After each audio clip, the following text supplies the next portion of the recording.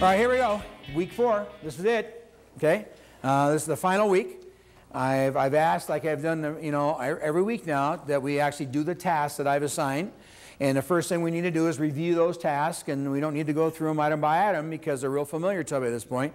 But there's a purpose in why I do this each week. You need to take it upon yourself to kind of evaluate how you've done on these tasks, the activities. You heard me say that, the secret is to be just more consistent and do the activities. So, how have you done on all these activities I've asked you to do for a month now, or near a month? Those open house results, how did you do in the open house last week? And then, what's real important to you would be to follow my advice on what I said over this last week, to have contact with 3 different salespeople and learn from them.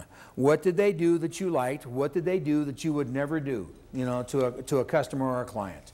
And I do sales seminars, and most of the things I learned in sales have come from other salespeople. And I want to stretch your imagination a little bit here. I'm going to get your minds going. I'm going to give you one example, then we're going to launch into week 4's activities, all right? I learned from, and I'm going to, instead of telling you a 3-minute story to make the point, I'm going to do it in like 60 seconds. I learned from a car salesman in 1978 things that I began using in real estate that made me quite a bit of money. When I drove, I drove this fancy sports car, and I was really vacillating. Can I really afford this? Should I do this? Does this make sense to me? And we're out driving around this Ferrari, all right? And the salesman says to me, he said, as long as we're out, I've got time if you'd like to. Is there anyone you'd like to show the car to? I said, really? I can do that? Well, there's the end of that story, all right? I paid more for this Ferrari than I had the condo I was living in. But I sat down the next day, and I had a legal tablet, and I wrote down everything that John, that was his name, everything John had said and done that maybe brought me to the point where I bought the Ferrari. And I learned a great deal. And I'll just tease you one little thing. Here's what I'm after, trying to get you to learn from other salespeople.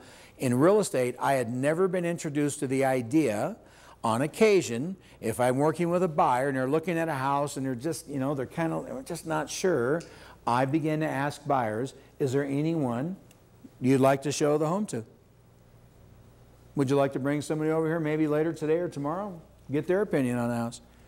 Here's what I learned. Friends, siblings endorse a sale. Parents destroy a sale. So if they say, hey, could I have my sister look at it? You bet. I'll make that happen. Because the sister's probably going to say, oh, God, you love living in this house. Oh, we could do this, we could do that. If they say, yeah, could my parents come and look at it? Absolutely. But you know what I suggest? So we don't waste your parents' time? Why don't we see if we can even get a deal together? Let's see if we can even make an offer that's acceptable to everybody involved, and we'll make the sale subject to, your parents taking a look at it in whatever, 48 hours or so. Oh, yeah, that's a good idea. Because you know what else I learned? Parents are reluctant to void a sale once there's been an emotional commitment from the children and the other party. Did I say this? Will make sense to you? So, is that clever? Is that slick? No. To me, that is understanding human nature, because a great salesperson does nothing more than get the customer in a position to make a decision whether they choose to purchase or not. That's what a great salesperson does. A great salesperson does not sell something to someone. They put them in a position for them to make a decision. They put them on the fence so they have to go one way or the other. Does that make sense to you? That's what great salespeople do. And you use sales skills to develop that. So learn from these salespeople. I could not emphasize more strongly how I feel about that. So we're going to talk in this last week about listings, the lifeblood of the of the industry. We got to have listings. We all know that. Even in slower markets, nothing happens without inventory. Nothing. And so we've got to have listings. And, you know, you need to ask yourself, why will people list with you in today's market? It's because they've got to be impressed with your competence. You've got to have that strong relationship, so when they get a referral from someone, they listen to that person, they put a lot of trust in that person. So we're going to talk about the most important question I've ever learned to ask sellers. Without anything even, I don't even know what number 2 is. This is how important number 1 is. The question you ask the seller when you walk into the home, good friend, total stranger, makes no difference. When you tour the home, warm up, whatever you feel is appropriate. When you sit down at the dining room table, I ask them some form of this question, and that is, what are the 3 most important things you want to discuss? What are the 3 most important things you'd like to talk about tonight? That is my listing presentation right there in 1 sentence. Here's what I learned. When you ask someone the 3, there you are again, prioritizing their response. What are the 3 or 4 most important things you want me to cover today? What would those things be? The most experienced person out there watching this series, the very first time you experiment with this question, I will tell you what your net result will be. And that is, you will reduce your listing presentation time instantly by at least 50%. You will quit telling sellers all the things you've learned are important, and you will only tell them things they what? Want to hear. What a novel approach to sales. And I didn't do this for the first 5 years I was in real estate. And then I was in a seminar listening to my mentor, a guy named Mark Masivic from Las Vegas, Nevada. I learned more from Mark than any person in this industry. And in 1982, a lot of years ago, Mark Masivic said these words. I wrote them down verbatim, and I came back to my town and I began selling real estate differently the next day. You see, what Mark Masivic said that day was this: don't try to be the answer to people's prayers until you know what they're praying for. I just want you to resonate the logic that you just heard. Why would you think you know what they want? And the more experience we have, the more success we've attained, the more we feel we know what sellers want, and we base our presentations on that experience. Huge mistake. The pre-listing package goes back to the dialogue we had in week 3. The power of the packaging itself. A pre-listing package, you've got a checklist of what goes in it. Many of you are with companies and franchises that have a tremendous amount of information. Good for you. I had a checklist. Perhaps you have your own checklist. I had a couple things on there maybe a little unique to some other people. I've got number 11, my advertising questionnaire. Number 12, my remodel or sell flyer. What is an advertising questionnaire? I asked sellers 2 questions when it came to advertising. 1, which features do you feel should be included advertising your home? 2, which features do you think we should not include in the advertising? I learned years ago that one of the single biggest reasons we advertise people's homes is simply to keep the seller happy. Yes or no? If that's the truth, does it make sense to you that the seller is more likely to be happy if you let them help you build the ad? You tell me what you think we ought to put in the ad. And I don't want to be flippant here, but the truth is, it doesn't really make a lot of difference what's in the ad, because the ad doesn't sell real estate anyway. A lot of you don't want to accept that, but it's the truth. So give them, you know what else it did? Give them some ownership of the process. Let them help you build the process. I show them market time versus selling price. This is from the National Association of Realtors Economics and Research Division. It shows us what everyone already knows, and that is the longer a home is on the market, the less it finally sells for.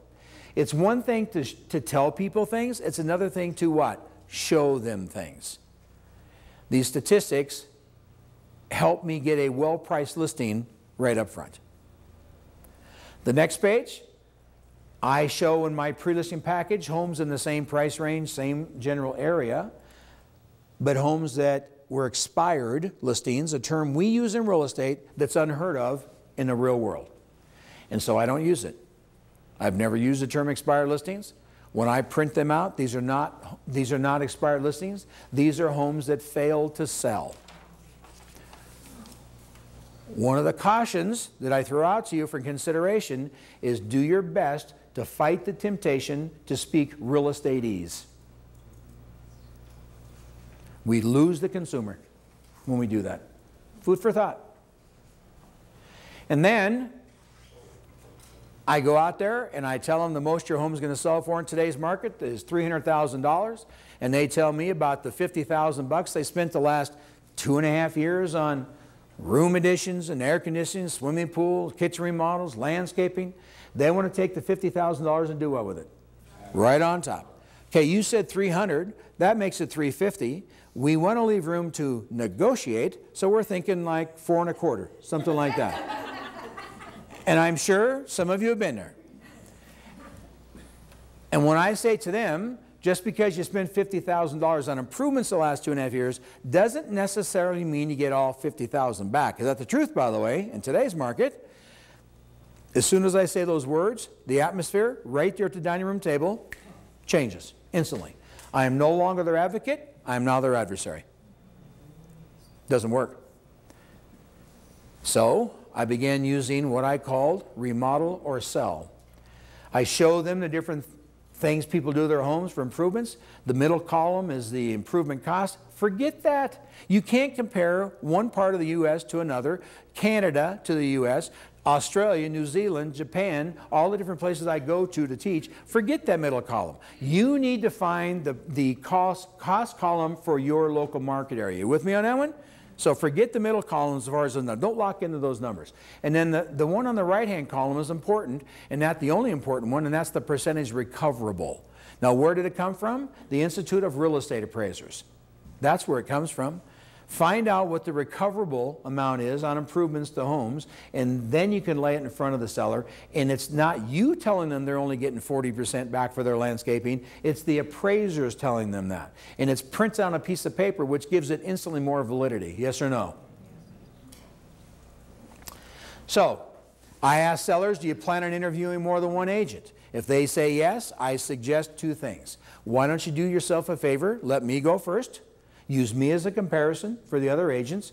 And secondly, why don't you have one set of questions? You ask all of us the identical set of questions, because whoever you're most with their answers, impressed with their answers, that's probably who you want to list your home with, which makes a tremendous amount of sense to a seller.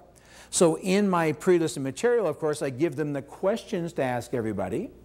All right? Now, they're clearly slanted towards me, but look how simple they are. Example number 3. What do you know about the market in my area? When I'm asked, what do you know about the market in my area, my answers are laced with what? Going back to week 1 statistics. My competence screams through to the seller. Most agents are going to be lacking a message of competence. Biggest complaint sellers have. The biggest complaint sellers have. We list their home, they have to call us. We have got to stay on the offensive. We've got to stay on the offensive. I've had dozens and dozens of listings at one time. I know the stress that comes with having lots of inventory and trying to keep these people happy till the home sells. What I'm going to suggest to you is that you call them once a week. Once a week is all you need to do. Now, you're hearing from someone who's had a great number of listings, so I hope you hear this. The significance is not calling them just once a week. The key is to call them on the same day each week. That's the key. Sounds like something really innocent and simple. Trust me when I tell you, if they know they're going to hear from you every Wednesday, if something comes up on Monday, they will almost always wait for the Wednesday phone call. Does that make sense to you guys? Right now, what many people are experiencing in this business is that every time the phone rings, they shudder because they're afraid it's another one of my listings calling because no one's looking at my house. You can eliminate almost all of those phone calls if they know they're going to hear from you on a certain day every single week. But you know the real power, given what I said a few minutes ago about asking people, you ask them which day they want to be called. You ask them. You tell me Monday through Friday the best day to reach you.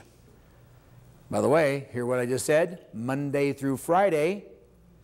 Don't do what I did when I first started doing this. So what's the best day to call you once a week? Oh, Saturday. Good. Okay, right. You steer them to Monday through Friday, and then I ask them for a 30-minute window period. You give me a 30-minute window period. Tuesdays, give me a 30-minute window period. 5 to 5:30, done. I will call you every Tuesday between 5 and 5:30 until your home sells. And then I finally learned to say these words. And we're getting in well into week 4. You know, we're getting a little overloaded, maybe a little bit. I hope these words don't just float right on by. I hope you hear them. Is a huge turning point in my career. When I said to them, contract signed, button everything up, walking out the door, and I say to them, okay, now our understanding is I'm going to call you a minimum every Tuesday between 5 and 5:30. I want you to know, given the market conditions we have today, as we've discussed, it's very likely that I may call you on some Tuesdays and I have what? Nothing to say. Remember those words. Because the single biggest reason we do not call our sellers with enough frequency is because we have nothing to say. Every 2 weeks I sent to my sellers what I called my seller's activity report. It's a reporting period in a 2-week period of time. And it says, during this period, our records indicate your property received ad calls, sign calls, showing appointments, previews, that kind of information. The most important part of the form is the bottom half, and that's new listings on the market this period and new sales this period. It's a miniature market analysis every 14 days. Homes in the same area, same price range. Here's what's going on. Because the truth of the matter is, for many of us in our marketplace, we take a listing today, a month from today, we're further behind than where we were the night we listed it. There's more homes, there's been 7 more listings, and there's been 3 sales. We've lost ground. What you're looking at right there in your workbook is the single strongest and most successful system I ever created to get price reductions on my inventory. Most agents wait too long to give sellers this kind of information. Is that a fair statement? I gave it to them every 14 days. Made my job much easier, made my life much less stressful. Pricing. I want to give you the 2 strongest pricing strategies I ever utilized in my own career. The first one I'm going to give you, I can't even put into words how strong this was, how much money this made me, how well a job it did in getting me pricing my listings correctly. When I go out there and meet the seller, I tell them there are 3 prices for every home. There's 3 prices for every home out there. And we need to discuss every one of them. You see, the first price we need to discuss is how much you would like. We need to get that right out in the open. And they say to you, well, we'd like $300,000. Now, obviously, I'm making up numbers which are not going to be appropriate to all different parts of the world, you know, in the country here. So just kind of play along with me. Well, we'd like $300,000. Hear this now. Listen carefully. I don't care if it's your best friend. I don't care if it's a family member. You're sitting there at the kitchen table, and they say they'd like $300,000. Their mindset almost always is, you are the enemy. Maybe a strong word, but they don't believe you're in their corner. Their mindset is, he or she is going to try to get me to price it lower than I want. Is that fair to say that? Because of that, follow these words. I go out of my way, using an analogy we can all visualize. If there's a net, they see them on one side of the net, they see us on the other side. You with me? I go out of my way to make sure they know I'm on the same side of the net. So I say to them, I'd love to sell it for $300,000. I'd love to. And I'm sincere when I say that, because I would. I'd love to sell it for $300,000. I'll even go so far frequently to say, you know why? The more it sells for, the more what? I make. Let's not keep this thing a secret. I want them to know we got the same color uniform on. Are you with me on this one? But then I say, however, I owe you the truth. The truth is, in today's market, we're probably not going to get that. So the second price we need to deal with is the probable sales price. I know you'd like $300,000. Quite honestly, if we get $235,000, $245,000, somewhere in that range, we'll be doing well. And I know you don't want to hear it, but I owe you the truth. But you know what? There's a third price, and it's really the only one that counts tonight. It's not how much you like. It's not even what I say to probably sell for. The only price that really counts is how much to list it for. That's the one we both, the three of us, we need to focus on that price. How much to list it for. And I'll take you back to week 1 video. In week 1, the DVD, I said to you, one of the very first things I said to you was to learn these statistics. And one of the statistics halfway down that page was the list price, sales price ratio. So I can sit there in front of the seller and say to them, today in your price range, in your area, the list price, sales price ratio is 95%. That means the average seller discounts their home by 5% in order to make a sale. What that means, Mr. and Mrs. Seller, is that we should not price the home more than 5% of what I say the probable sales price will be. Do you follow what I just said? You take them on an educational journey on how you actually derive through a mathematical equation a dollar amount to list their home for. Because what most consumers feel we do as agents when it comes to pricing their home, they think we pull a number out of the air. Educate them, take them on a journey with you, increases your message of competence. Here's my favorite pricing question I've ever learned to ask people. I ask sellers this question: are you willing to sell your home for fair market value? Are you willing to sell your home for fair market value? It's very difficult for a seller to look you in the eye and say, oh no, we won't sell it for fair market value. That didn't even sound reasonable to an unreasonable person. But here's what they do say. Well, yeah, we'd sell it for fair market value, but we're not going to give it away. So apparently you have the same sellers I had in my career. Every seller says that. And I wrestled for years on what to say to a seller when they said to me, I'm not going to give it away. And finally stumbled across the words that made me a fortune. What I said to them when they said we're not going to give it away, I said to them this question: at what price would you consider it to be giving it away? You see what we do for a living?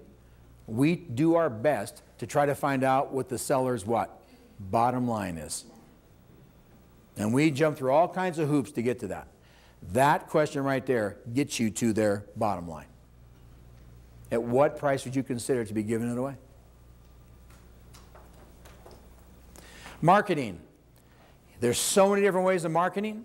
You know, in this 4-week program, all I can tell you, the most important thing is that you need a marketing checklist. You need to know in black and white on a piece of paper, what are the 20, what are the 30, what are the 12, what do you do to market a home? I'm not going to go into that. You know, you've got the obvious things. If you look at my marketing checklist right there in your workbook, you'll see it's got the most blasé things, like put a sign in front of it, get your little brochures and flyers printed up, do the open house, you know, do your caravans and tours, internet exposure, different multiple websites expose it on. You come up with a marketing checklist, because if you don't, it's very difficult to sit in front of a seller and show them what you're going to do to sell their house. Here's what made me a lot of money with my marketing checklist. Notice on the right-hand side, there's a column, and that column is for date completed. Every time I did one of those tasks, I put the date I completed it, and I would email it to them, fax it to them, whatever you use, get it to them immediately. Because here's what I discovered about sellers. If they don't see what you're doing to sell their home, they think you're doing what?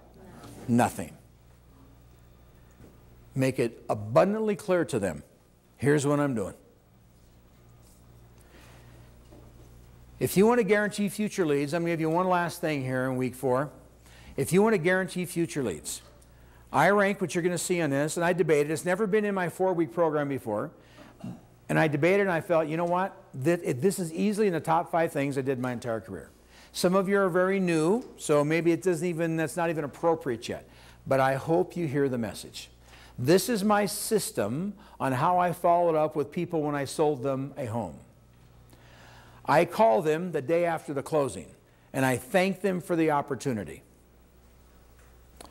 I call them 1 week to the day from the closing.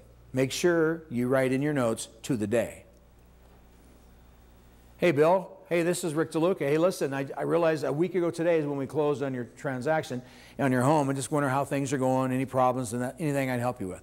I then call them 1 month to the day. Hey, Shirley. Hey, Rick. This is Rick. Hey, listen, I know it's a month ago today is when we closed on the house. How's the first month been? Things going okay? Any problems I need to know about? Something I can help you with? I then call them 6 months to the day. Hey, Wayne. Rick Deluca. I was looking at my calendar and realized 6 months ago today is when we closed on your sale. How do you like the neighborhood? How do the kids like the school? What's it like living over there in that part of town? Not a surprise to anyone. The next call is on the what? The 1-year anniversary call. When I say, hey, Kelly, happy anniversary on your house, guess what? A year ago today is when we closed on the sale. How you guys been? If I haven't already impressed them, the next idea blows them away. Blows them away. And that is, I call them on the anniversary date of the sale every year for the rest of my career. I call them on the anniversary date of the closing every year for the balance of my career. Now, I didn't start doing this until my 3rd year in the business. So longest I ever called anybody was 13 years. And when I called people and said, hey, John, hey, Rick Deluca, guess what? 6 years ago today, when you bought the house. And I'll go back to one of the very first things I told you in week 1. Your database, your sphere of influence, the right-hand column. I said, make a note of how you originally meet them. So I can say, John, can you believe that it's been 6 years ago in May that we met at that? And he goes, God, you remember that? Yeah, it's right here in front of me, John. It's right here. You know. No, you leave that part out. Don't tell him that. Sad but true, it doesn't take a lot to impress people in this age of our society. Is that true? Customer service is a thing that rarely exists at a high level. You have the opportunity to provide a superior level of customer service that will generate more and more referral business than you can even imagine. So here we are, week 4 tasks. There it is. Tired of seeing it. Get in the office early. Expand that database. Get your market settings down. Make your calls. Write those notes. Listen to the DVDs and the CDs, and take that top agent to lunch. Schedule another open house. Put together your pre-listing package and draft a business plan for the next 12 weeks. 12 weeks, not 12 months. That's what I want you to do. You do that. You do these activities as I've laid out for you over a 4-week period of time. Does it stand to reason that if you did them and then you just begin to repeat them, because after 30 days things become a what? A habit. You will have solid work skills. You will have a higher return on your investment of your time and energy and money. And this 4 weeks period of time will have hopefully flown by, and your career will be dramatically impacted just in the past 4 weeks. So take it seriously. I thank you for your involvement. I want to thank the people here today who helped me film this. And I want to thank the individual people that are watching these DVDs. Treat this as your job. Give yourself a sense of accomplishment. Check off the activities as you do them. It'll do more for you than you can even begin to imagine. So with that, you're on your own now. Okay, you're done?